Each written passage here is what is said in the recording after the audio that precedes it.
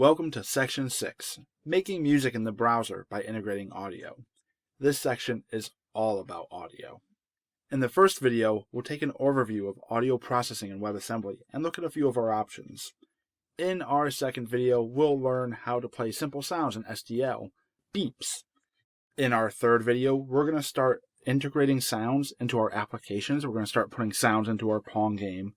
And our fourth video will cover music in our Pong game. So let's get started with our first video, Understanding Audio Processing in WebAssembly. There's 3 built-in audio methods that I want to cover during this section. Emscripten supports OpenAL, or the Open Audio Library, SDL Audio, and SDL Mixer. This video I just want to briefly talk about OpenAL before we dive into SDL with the next videos.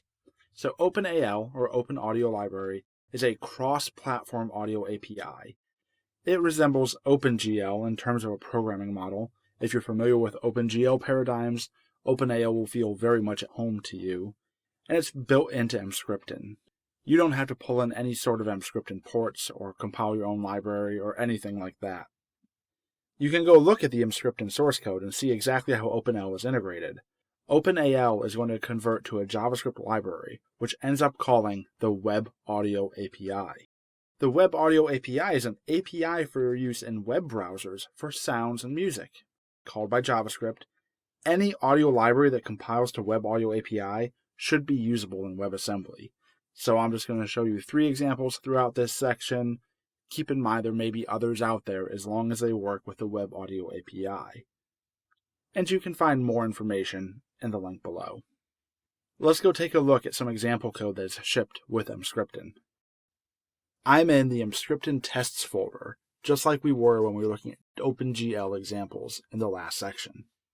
And I'm going to pull code directly from the OpenAL test to show you what it looks like. First, I'm going to make a directory in my temp directory for OpenAL.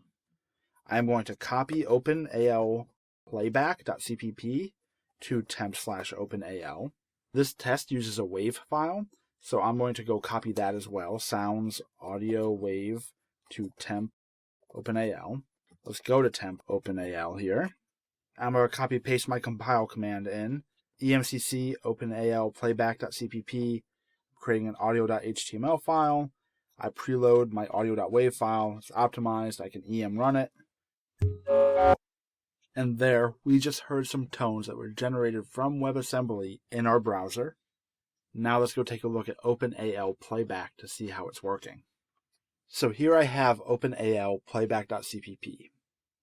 At the top, you can see our Open Audio Library headers that we need to include. If I go down to the main method, this is where the bulk of the OpenAL setup is. I'm going to show you a lot of OpenAL code. This is not an audio processing course, so I'm going to kind of skim over it. If you want to learn more, feel free to go check out documentation, play around with it yourself, anything you want to do to go have fun with it. This should get you started playing with sounds in your web browser though. So let's take a look. We make sure that our OpenAL version is correct, 1.1.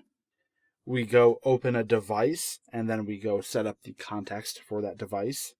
One thing to note through this file, you'll see a lot of #if defined, #if not defined, a lot of preprocessor directives. This file is a test in Emscripten tests. It is used for many different tests, and you can control that on the command line, passing in different -d options. We didn't compile with any of these flags turned on, but if you want to play with looping or panning or pitching, feel free to turn some of these flags on yourself and try those out. Moving on, we set up our position, velocity, and orientation. We do some tests around volume and gain control. Here's where we actually open up the WAV file and start reading information from it. We'll skip the header, but then go take a look at channels, how many channels we should be using. We grab the frequency from that WAV file. We grab the bits. And then we use the bits in the channel to figure out what format we're in. Are we mono or stereo? Are we 8-bit or 16-bit? And then here, we actually load the OpenAL buffers with our sound file.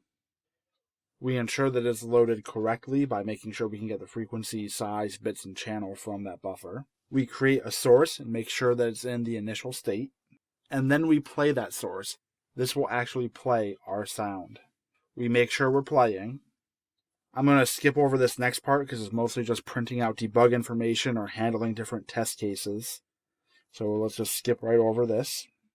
And then here is either where, if we're looping, we use mscript and set main loop arg to loop the playback, or if we're not looping, we just do an mscript and async call, or make a call that won't block this thread. It will happen asynchronously. And that's calling play source.